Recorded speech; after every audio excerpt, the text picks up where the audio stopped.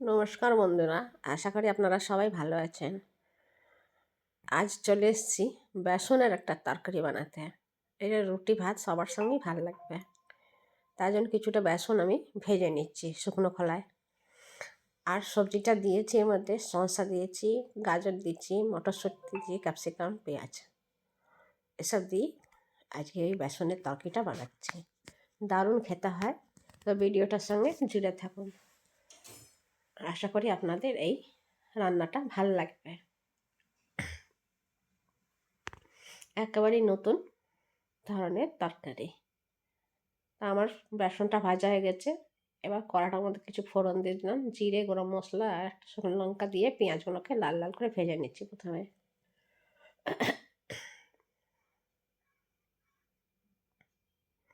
সুপ্রভাত বন্ধুরা,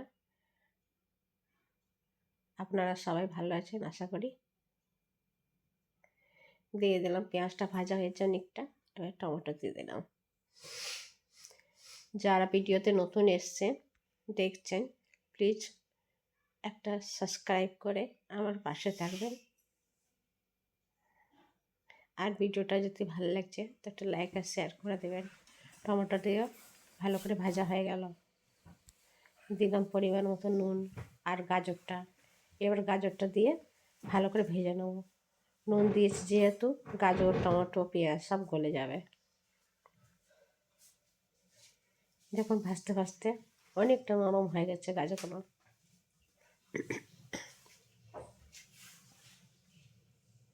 এবার দিয়ে দিচ্ছি আদা রসুনের পেস্ট।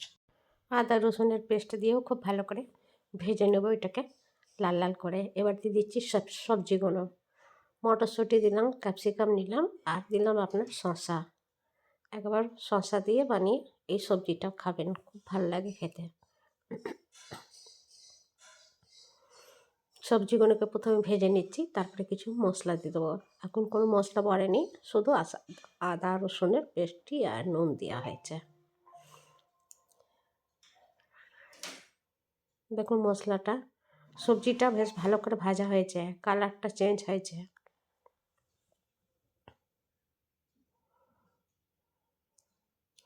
এর মধ্যে খুব একটা মশলা পড়বে না, সামান্যই মশলা দেবো। দিয়ে দিচ্ছি কাশ্মীরি লঙ্কার গুঁড়ো আর একটু চিকেন মশলা দেবো। দেবো সামান্য একটু হলুদ গুঁড়ো দিয়ে ভালো করে তরকারিটাকে ভেজে নিচ্ছি। এই হলো মশলা। মশলাতে এই তিনটে মশলাই পড়েছে, তাছাড়া কোনো মশলা দেওয়া হয়নি। এবার আমি গ্যাসটাকে একটু জোরে করেছি।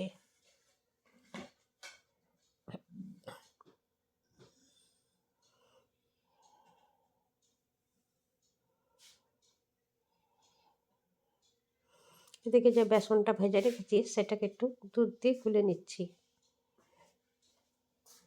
হ্যাঁ বন্ধুরা, এই তরকারিটা সম্পূর্ণটা দুধ দিয়ে করছি, জল দেবো না। দেখুন অল্প দুধ দিয়ে প্রথমে আমি এই বেসনটা গুলে নিয়েছি, তারপর আমি সব দুধ দিয়ে দিচ্ছি।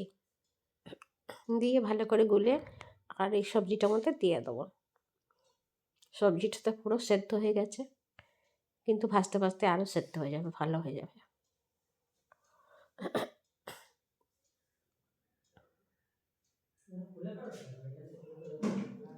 একেবারে নতুন একটা তরকারি। এবার এটাকে কন্টিনিউ নাড়াতে হবে, না নাড়ালে বসে যাবে বেসনটা নিচে, সেই জন্য এটাকে সমানে নাড়াতে হবে।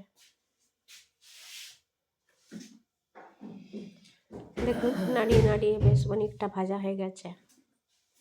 এতে দিয়ে দেবো একটুখানি বাটার। আজ আমি ঘি না বাটার দিয়ে করছি।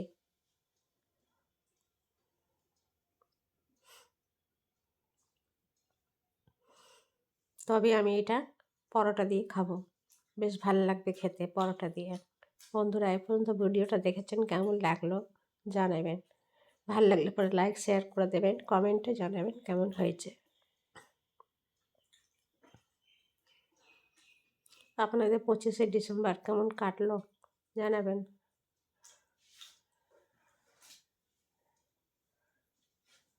বাটারটা দিয়েও বেশ ভালো করে ভাজা নিচ্ছি।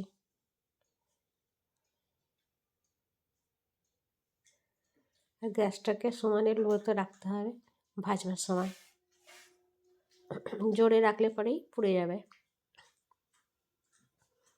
তো আমার এই বেসনের তরকারিটা হয়ে গেল প্রায়।